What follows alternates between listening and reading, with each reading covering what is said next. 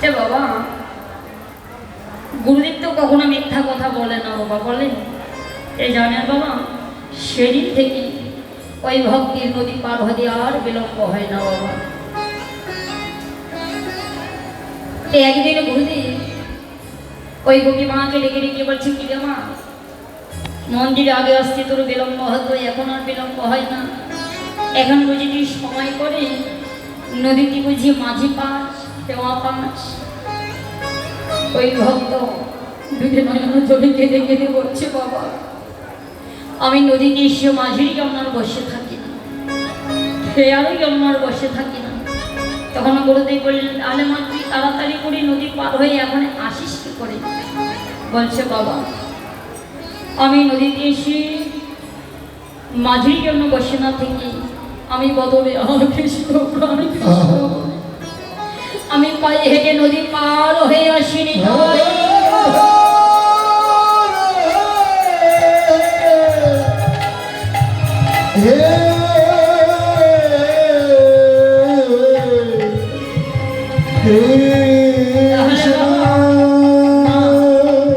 আপনাদের কি বিশ্বাস হয় এই হরিনামে? এই হরিনামে আমাদের বিশ্বাস থাকে, ভক্তি থাকে, মতি থাকে।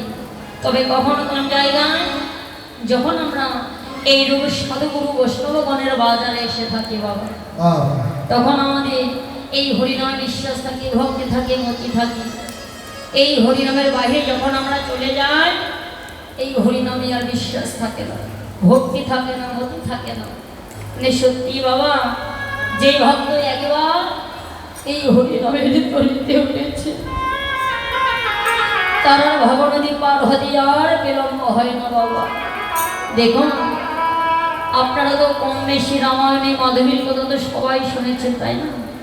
সবাই জানেন যখন প্রভু রামচন্দ্র মা সীতাকে সঙ্গে করে নিয়ে, ভাই লক্ষণকে সঙ্গে করে নিয়ে যখন মাধবীর ঘাটে দাঁড়িয়ে মাধবকে ডেকে ডেকে বলেছিল, মাধব ও মাধব তাড়াতাড়ি করে এই নদীখানা পার করাইয়ে দাও। মাধবকে পার করে দিয়েছিল বাবা। তিনি কি করেছিলেন? তাড়াতাড়ি খান তিনি মাঝখান দিয়ে বাড়াইছিলেন। ভাই লক্ষণের রাগ হয়েছিল, বলেছিল, মাধব তোমার এত বড় শ্রদ্ধা, তুমি প্রভুর কদপে ধ্যান করে তোমার তরিখানা তুমি মাঝখান দিয়ে বাইছ। প্রভু রামচন্দ্র বলেছিল, লক্ষণ শান্ত, কি গো মাধব তুমি আমাদেরকে কেমন পার করছো? মাধব অপূর্বে একটি কথা বলেছিল,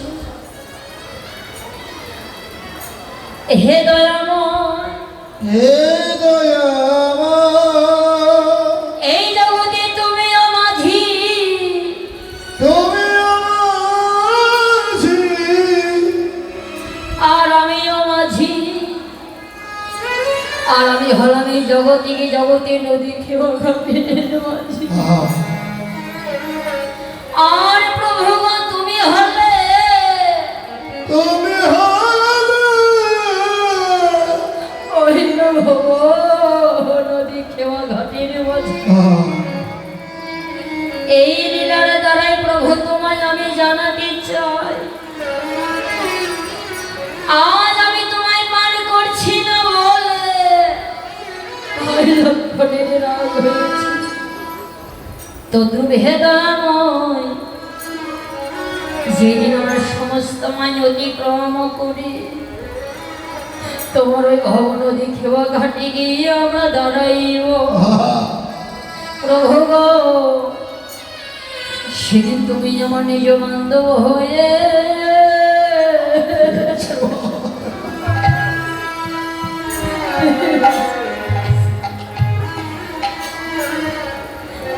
তুমি আমার সঙ্গে